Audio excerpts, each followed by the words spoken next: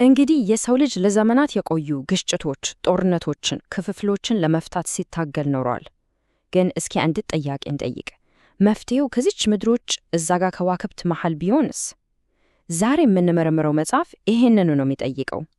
በአማኑኤል ኦልጂራ የተጻፈው ኢላልቻ ሚሶሜ ኦሮሚና ኦሮሞ የሚለው መጽሐፍ ለችግሮቻችን መፍትሄ ለማግኘት ወደ ከዋክብት እንድንመለከት የሚጠቁም በጣም አስደናቂ ሐሳብ ነው የሚያቀርበው።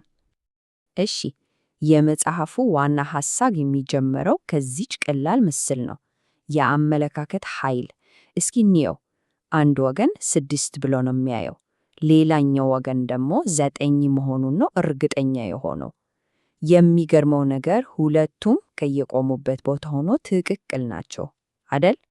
እና ይሄ 6 እና 9 ክርክር ደራሲው እንደሚሉት ዝም ብሎ የእይታ ጨዋታ አይደለም። ይሄ እኮ የሰው ልጅን ለዘመናት ወደ ኋላ ሲጎትት የኖረው የመሰረታዊ ግጭት ምሳሌ ነው። የኔ እውነት በእኔ ቦታ ላይ ብቻ የተመሰረተ ነው የሚለው አስተሳሰብ ማለት ነው። እንግዲህ ይህ የማያልቅ ግጭት ከየት ነው የሚመነጨው?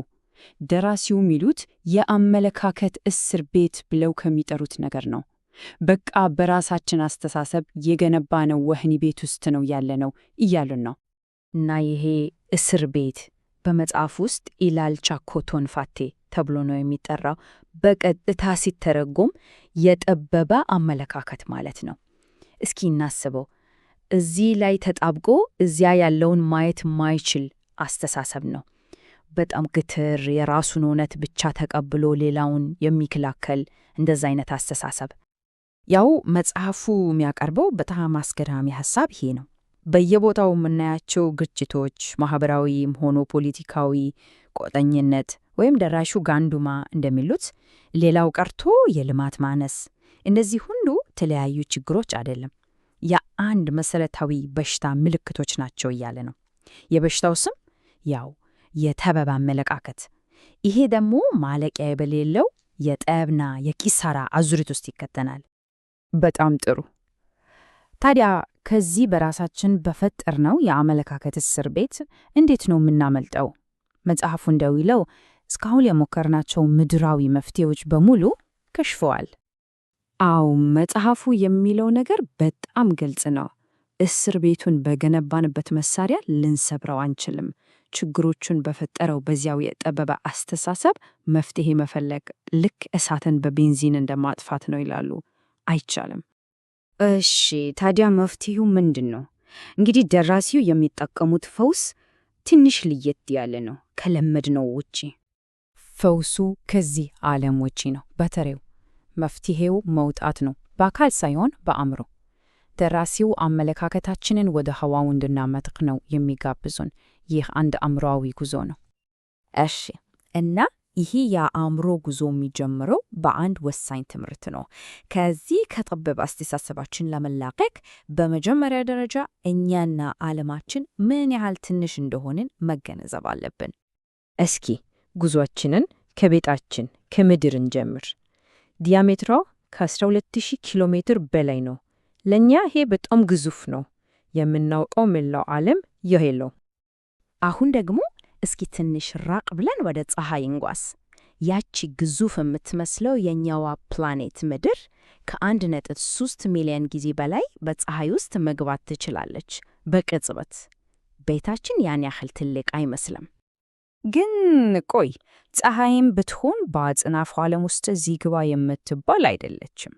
ለምሳሌ ቪዋይ ካኒስ ሜጀርስ ከሚባሉ ትልቅ ከዋክብት አንዱን እንመልከት። እስኪ ያስቡት፣ ይህ ኮከብ በፀሐይ ቦታ ላይ ቢቀመጥ ኖሮ እስከ ጁፒተር ምህዋር ድረስ ይዘረጋ ነበር። የእኛ ፀሐይ በንጽር ስር የአቦራ ቅንጣት ነው የምትሆነው። እውነት ለመናገር ቁጥሮቹ አእምሮን ያዞራሉ። አንድ የብርሃን ዓመት ብቻውን ወደ 9 ትሪሊዮን ኪሎ ሜትር ነው። በአቅራቢያችን ያለው የአንድሮሜዳ ጋላክሲ ከ2.5 ሚሊዮን የብርሃን ዓመታት በላይ ይርቃል። እሺ፣ በዚህ ሁሉ ግዝፈት ውስጥ ሆነን ስናስብ የኛ ጠብና ክፍል ምን ያህል ትርጉም አልባ ይሆናል? በጣም ጥሩ። ስለዚህ ይህንን አስደናቂ የህዋ እይታ ከያዝን በኋላ እስኪ ወደ ምድር እንመለስ። ከዚህ አዲስ ከፍታ፣ ከዚህ ሰማያዊ እይታ ስንመለከት የዕለት ተዕለት ችግሮቻችንና ግጭቶቻችን እንዴት ሆኖ ነው የሚታዩት? ደራሲውም የሚጠይቁት ይህንን ነው።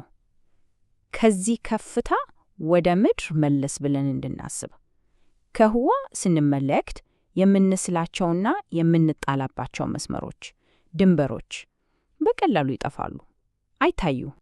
እናም ይሄ እይታ ነው ከኢላልቻ ኮቶንፋቴ ወይም ከጠበበው አመለካከት የሚያላቅቀን። ደራሲው ኢላልቻ ሚሶሜ ወይም የዳበረ አመለካከት ብለው ወደሚጠሩት ነገር ይመራናል። ይህ ማለት የጋራ ሰብአዊነታችንን ከጥቃቅን ልዩነቶቻችን በላይ የሚያስቀድም አስተሳሰብ ነው። እናም እዚህ ጋ ነው የመጽሐፉ ልብ የሚሰብር ተቃርኖን የሚገኘው። እስኪ አስቡት፣ ህዋን እንድንመለከትና አንድነታችንን እንድናይ የሚያስችሉንን ቴክኖሎጂዎች እንደ ሳተላይቶች አሉትን ማለት ነው ተጠቅመን የጥላቻና የክፍል ፖለቲካችንን እናሰራጫለን።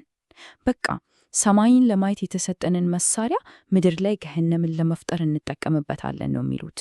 በጣም ያሳዝናል። እንግዲያውስ ይህንን አሳዛኝ ተቃርኖ እንዴት ነው የምንለወጠው?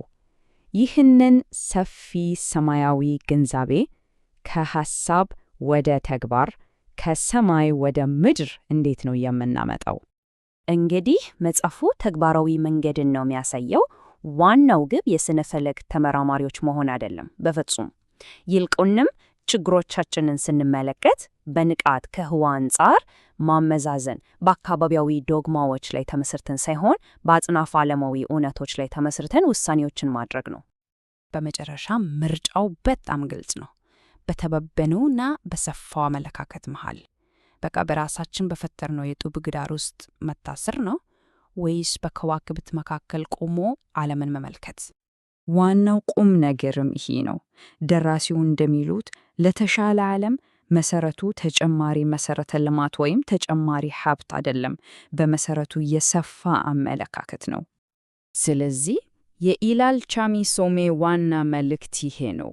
ትልቁ ጠላታችን ውጭ ሳይሆን በውስጣችን ያለው የተበበ አመለካከት ነው። እናም ጥያቄው ለእያንዳንዳችን ይመለሳል። እያንዳንዱ ሰው የራሱን ችግሮች ከጨረቃ ላይ ቆሞ ቢመለከት በራሱ አስተሳሰብ ውስጥ የሰለው የትኛው ድንበር ነው የሚጠፋው?